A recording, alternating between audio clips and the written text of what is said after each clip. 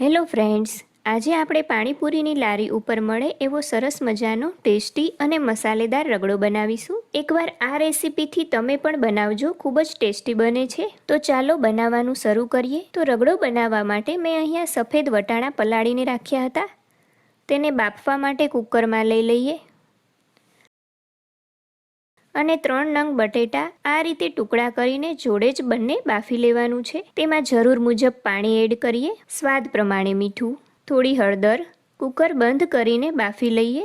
વટાણા અને બટેટા બંને બફાય ત્યાં સુધી પાણી બનાવવા માટેની ગ્રીન ચટણી રેડી કરીએ. તેના માટે સૌથી પહેલાં ફુદીનો લઈ લઈએ. મેં ફુદીનો વોશ કરીને જ રેડી રાખ્યો હતો.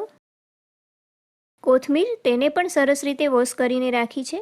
સ્વાદ પ્રમાણે મીઠું, 1 ચમચી જલજીરા પાવડર, અડધી ચમચી સંચળ, લીલું મરચું અને આદુના આ રીતે ટુકડા કરી લીધા છે. તમારે જેવું તીખું ખાવું હોય એ પ્રમાણે એડ કરવાના છે.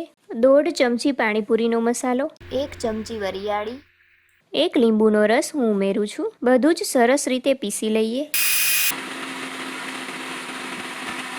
રગડાપુરીનું પાણી બનાવી લઈએ. મેં અહીંયા નોર્મલ પાણી લીધું છે. તેમાં રેડી કરેલી ગ્રીન ચટણી એડ કરીએ. સરસ રીતે મિક્સ કરી લઈએ. તમારે પાણી તીખું કરવું હોય તો એ પ્રમાણે ગ્રીન ચટણી વધારે એડ કરવાની. ગ્રીન ચટણી બનાવતી વખતે મેં બધા જ મસાલા એમાં એડ કરી દીધા છે, માટે અત્યારે કોઈ મસાલા એડ કરવાની જરૂર નહીં લાગે. કોથમીર ઉમેરીને મિક્સ કરી લઈએ. રગડાપુરીનું ટેસ્ટી પાણી રેડી છે. વટાણા અને બટેટા પણ સરસ રીતે બફાઈ ગયા છે. તે કોઈ પણ વાસણમાં લઈ લઈએ. પછી તેમાં આપણે રેડી કરેલ ગ્રીન ચટણી, સ્વાદ પ્રમાણે મીઠું, 1/4 ટીસ્પૂન જેટલી હળદર, અડધી ચમચી ચાટ મસાલો, અડધી ચમચી પાણીપુરીનો મસાલો, 1 ચમચી રગડાનો મસાલો, અડધી ચમચી ધાણા જીરું, અડધી ચમચી જલજીરા પાવડર. આટલા મસાલા એડ કરીને બધું જ મિક્સ કરીએ અને વટાણા અને બટેટા મેશ કરી લઈએ. વટાણા બહુ વધારે મેશ નથી કરવાના. બધું જ સરસ રીતે મિક્સ થઈ ગયું છે અને રગડાનો મસાલો રેડી છે. મસાલો આ રીતે કોઈ પણ વાસણમાં લઈ લેવાનો છે કે જેમાં સરસ રીતે ઉકાળી શકાય. તો આ રીતે સાઈડમાં તેનું લેયર કરી દેવાનું. તો રગડાનો જે મસાલો બનાવ્યો હતો તેને આ રીતે સેટ કરી દીધો છે. ચમચી કે હાથથી આ રીતે થોડો લેવલમાં કરી દેવાનો છે. ગરમ થવા માટે મૂકી દઈએ. તેમાં ડેકોરેશન માટે આ રીતે કોથમીર નાખવાની. તેમાં આપણે રેડી કરેલું પાણીપુરીનું પાણી એડ કરી દેવાનું છે. તમારે જો ગળ્યું પાણી ઉમેરવું હોય તો એ પણ ઉમેરી શકાય છે. થોડો થોડો રગડો આ રીતે પાણીની સાથે મિક્સ કરતું જવાનું છે અને સરસ રીતે ઉકાળી લેવાનું છે.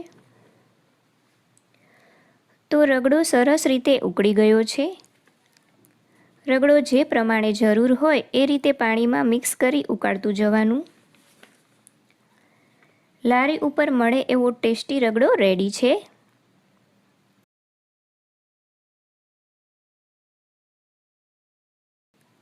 પૂરીમાં રગડો ભરીએ. તો ટેસ્ટી રગડા પૂરી રેડી છે. મેં અહીંયા ઉપરથી સેવ અને ગળી ચટણી એડ કરી છે. તો રેસીપી કેવી લાગી તે કોમેન્ટ બોક્સમાં જરૂરથી જણાવજો અને વિડીયોને લાઈક કરજો, શેર કરજો અને ચેનલને સબસ્ક્રાઈબ કરજો. Thanks for watching.